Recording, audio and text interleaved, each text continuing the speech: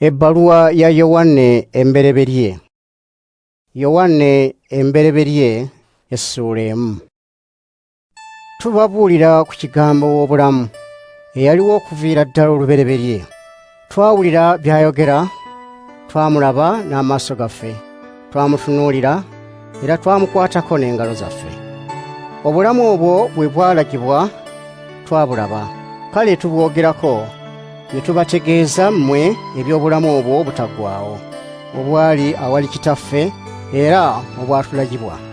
Kye twalaba era kye twawulira kye tubategeeza, nammwe mulyoke mutwegatteko mu kussa ekimu ne Kitaffe era n'Omwana we Yesu Kristo. Era bino tubiwandiika, essanyu lyaffe liryoke lituukirire. Bino bye bigambo bye twawulira era bye tubategeeza mmwe nti Katonda kye kitangaala era mu ye temuli kizikiza n'akatono. Bwe tugamba nti tussa kimu naye ate ne tutambulira mu kizikiza, tuba balimba era tuba tetukolera ku mazima. Naye bwe tutambulira mu kitangaala nga naye bw'ali mu kitangaala, tussa kimu ffenna, era omusaayi gwa Yesu Omwana we gutunaazaako buli kibi. Bwe tugamba nti tetulina kibi, tuba twerimba era amazima nga tegali mu ffe. Naye bwe twatula ebibi byaffe, Katonda omwesigwa era omutuukirivu abitusonyiwa era atunaazaako byonna ebitali bya butuukirivu. Bwe tugamba nti tetukolanga kibi, Katonda tumufuula mulimba era nga n'ekigambo kye tekiri mu ffe. Yokaana embereberye essuula 2. Baana bange, bino mbibawandiikidde mulemenga okukola ekibi. Naye bwe wabaawo akola ekibi, tulina omuwolereza eri Kitaffe, ye Yesu Kristo omutuukirivu. Kristo oyo gwe mutango ogutuggisaako ebibi byaffe, si byaffe byokka, naye n'eby'abantu bonna. Bwe tukwata ebiragiro bya Katonda, gwe tutegeerera nga tumumanyi. Oyo agamba nti mumanyi ate n'ajeemera ebiragiro bye, aba mulimba era tali mu mazima. Naye buli atuukiriza ekigambo kya Katonda, ddala y'aba n'okwagala Katonda okutuukiridde. Ku kino kwe tumanyira nga tuli mu ye. Buli agamba nti ali mu Katonda ateekwa okuyisanga nga Kristo bwe yayisa. Abaagalwa, sibawandiikira kiragiro kijja, wabula kye kiragiro ky'edda kye mwafuna okuviira ddala olubereberye. Ekiragiro eky'edda ekyo kye kigambo kye mwawulira, naye era ekiragiro kye mbawandiikira kijja, era amazima gaakyo galabikira mu Kristo ne mu mmwe. Kubanga ekizikiza kigenda kuggwaawo, era ekitangaala kyennyini kaakano kyaka. Oyo agamba nti ali mu kitangaala ate n'akyawa muntu munne, akyali mu kizikiza. Oyo ayagala muntu munne aba mu kitangaala era mu kyo teyeesittala. Kyokka akyawa muntu munne ali mu kizikiza, era mu kizikiza ekyo mwatambulira, nga tamanyi gy'alaga, kubanga ekizikiza kimuzibya amaaso. Baana bange, mbawandiikira kubanga ebibi byammwe bibasonyiddwa lwa Yesu. Mbawandiikira mmwe abakulu kubanga mumanyi oyo eyabaawo okuviira ddala olubereberye. Mbawandiikira mmwe abavubuka kubanga muwangudde omubi. Mbawandiikidde mmwe abaana abato kubanga mumanyi Kitaffe. Mbawandiikidde mmwe abakulu kubanga mumanyi oyo eyavaawo okuviira ddala olubereberye.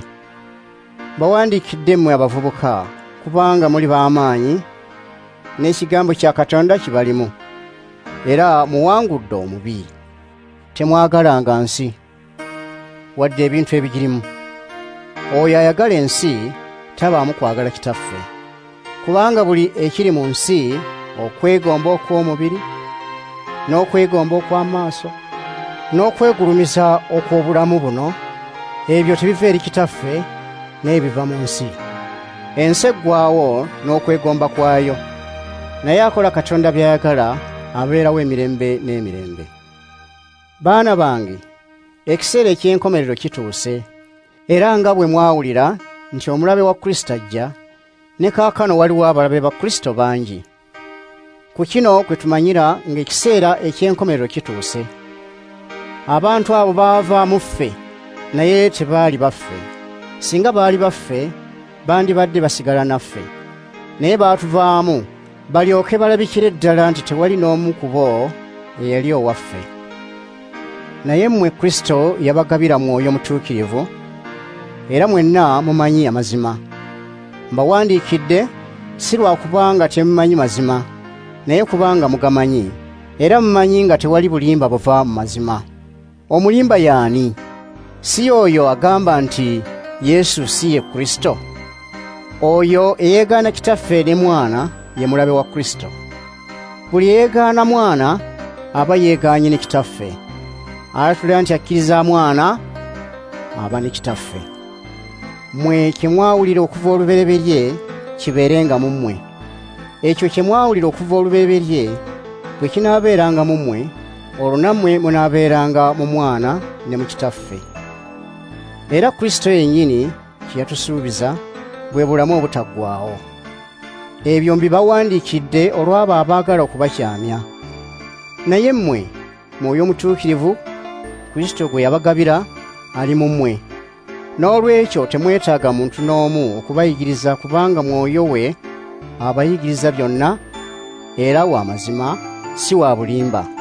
Kale mubeerenga mu Kristo nga Mwoyo bwe yabayigiriza. Kaakano baana bange, mubeerenga mu ye. Bw'alirabika tulyoke tube bagumu, tuleme kukwatibwa nsonyi mu maaso ge lw'alijja. Obanga mumanyi nga mutuukirivu, mumanye nga buli akola eby'obutuukirivu ye mwana we. Yowaana embereberye essuula 3. Mulabe Kitaffe bwe yatwagala ne tuyitibwa abaana ba Katonda, era ddala bwe tuli. Ensi kyeva tetumanya, kubanga naye teyamumanya. Abaagalwa, kaakano tuli baana ba Katonda, kye tuliba tekinnamanyika. Kyokka tumanyi nti bw'alirabika tulifaanana nga ye, kubanga tulimulabira ddala nga bw'ali. Era buli muntu asuubira bw'atyo mu Kristo yeetukuza nga Kristo bw'ali omutukuvu. Buli akola ekibi aba mujeemu, kubanga ekibi bwe bujeemu. Mumanyi nga Kristo yalabika alyoke aggyewo ebibi, era nga mu ye temuli kibi. Buli muntu abeera mu ye takola kibi. Buli akola ekibi olwo talabanga era tamanyanga Kristo. Baana bange, waleme kubaawo ababuzaabuza. Akola eby'obutuukirivu mutuukirivu nga Kristo bw'ali omutuukirivu. Akola ekibi oyo wa Sitaani, kubanga okuviira ddala olubereberye Sitaani mwonoonyi. Omwana wa Katonda kyeyava alabika azikirize ebikolwa bya Sitaani. Buli muntu eyazaalibwa Katonda takola kibi, kubanga obulamu bwa Katonda buba buli mu ye. Tayinza kukola kibi kubanga yazaalibwa Katonda. Ku kino abaana ba Katonda n'abaana ba Sitaani kwe balabikira. Buli muntu atakola bya butuukirivu, wadde atayagala muntu munne, si wa Katonda. Kino kye kigambo kye mwawulira okuva olubereberye, nti tuteekwa okwagalananga. Tuteekwa obutabanga Kayini eyali ow'omubi n'atemula muganda we. Era yamutemulira ki? Yamutemula kubanga ebikolwa ebibye byali bibi, ebya muganda we nga birungi. Abooluganda, temwewuunyanga ensi bwe bakyawanga. Ffe tumanyi nga twava mu kufa ne tuyingira mu bulamu, kubanga twagala bantu bannaffe. Atalina kwagala aba akyali mu kufa. Buli muntu akyawa muntu munne mutemu. Ate mumanyi nga tewali mutemu alina bulamu obutaggwaawo. Ku kino kwe tumanyira okwagala. Kristo yawaayo obulamu bwe ku lwaffe. Naffe tuteekwa okuwaayo obulamu bwaffe ku lw'abantu bannaffe. Kale omuntu alina eby'obugagga obw'oku nsi n'alaba muntu munne ng'ali mu bwetaavu, n'atamuyamba, ayinza atya okugamba nti ayagala Katonda? Baana bange, tuleme okwagalanga mu bigambo ne mu lulimi mwokka, naye tubenga n'okwagala kwennyini okulabikira mu bikolwa. Ku kino lwe tunaamanyiranga nti tuli b'amazima, n'emitima gyaffe ne gitutereerera mu maaso ga Katonda. Kubanga emitima gyaffe ne bwe gitulumiriza, tuba tumanyi nti Katonda mukulu okusinga emitima gyaffe, era amanyi byonna. Abaagalwa, emitima gyaffe bwe gitatulumiriza, tuba bagumu mu maaso ga Katonda. Era buli kye tumusaba akituwa, kubanga tukwata ebiragiro bye era tukola ebimusanyusa. Era kino kye kiragiro kye nti tukkirize omwana we Yesu Kristo, era twagalanenga nga Kristo bwe yatulagira. Bonna abakwata ebiragiro bya Katonda babeera mu Katonda, ne Katonda n'abeera mu bo. Era kwe tumanyira nga ali mu ffe ye Mwoyo gwe yatuwa. Yokaana embereberye essula 4. Abaagalwa, temukkirizanga buli mwoyo, naye mugezenga emyoyo, mulabe obanga giva eri Katonda.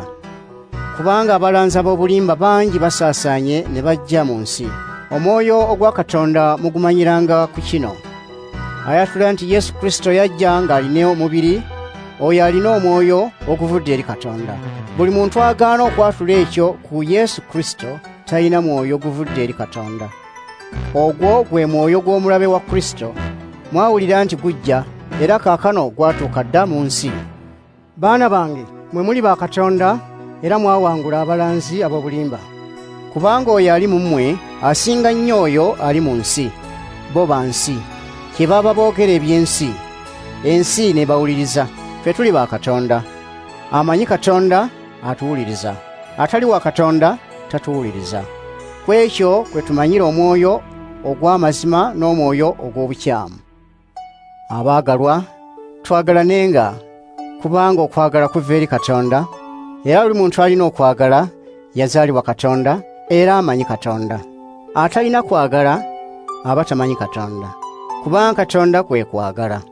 Ku kino Katonda kwe yalagira bw'atwagala, yatuma mu nsi omwana we omu yekka, tulyoke tube balamu ku bw'oyo. Mu kino mwe muli okwagala, si kugamba nti ffe twayagala Katonda, wabula ye yatwagala n'atuma omwana we kuba omutango olw'ebibi byaffe. Abaagalwa, nga Katonda bwe yatwagala, naffe tuteekwa okwagalana. Tewali yali alabye Katonda, kyokka bwe twagalana Katonda abeera mu ffe, era okwagala kwe kuba kutuukiridde mu ffe. Tumanyi nga tuli mu Katonda era nga naye ali mu ffe, kubanga yatuwa ku mwoyo we. Era ffe twalaba era tutegeeza abalala nti Kitaffe yatuwa omwana we okuba omulokozi w'ensi. Buli ayatula nti Yesu ye mwana wa Katonda, Katonda abeera mu ye, naye abeera mu Katonda. Era ffe tumanyi era tukkiriza okwagala Katonda kwatwagalamu. Katonda kwe kwagala, era oyo abeera mu kwagala abeera mu Katonda, ne Katonda abeera mu ye. Mu kino okwagala kuba kutuukiridde mu ffe, tulyoke tube bagumu ku lunaku olw'okusalirwako omusango, kubanga ye nga bw'ali naffe bwe tuli mu nsi muno. Mu kwagala temuli kutya, kubanga okwagala okutuukiridde kumalawo okutya. Okutya kweraliikirira ekibonerezo, era oyo atya aba tannatuukirira mu kwagala. Ffe tulina okwagala kubanga Katonda yasooka okutwagala. Omuntu bw'agamba nti njagala Katonda, ate n'akyawa muntu munne, aba mulimba, kubanga atayagala muntu munne gwe yali alabyeko, tayinza kwagala Katonda gw'atalabangako. Era tulina ekiragiro kino kye yatuwa nti ayagala Katonda ayagalenga ne muntu munne. Yokaana embereberye essula 5. Buli akkiriza nga Yesu ye Kristo aba mwana wa Katonda, era buli ayagala omuzadde ayagala n'omwana w'omuzadde oyo. Bwe twagala Katonda era ne tukwata ebiragiro bye, kwe tumanyira nti twagala abaana ba Katonda.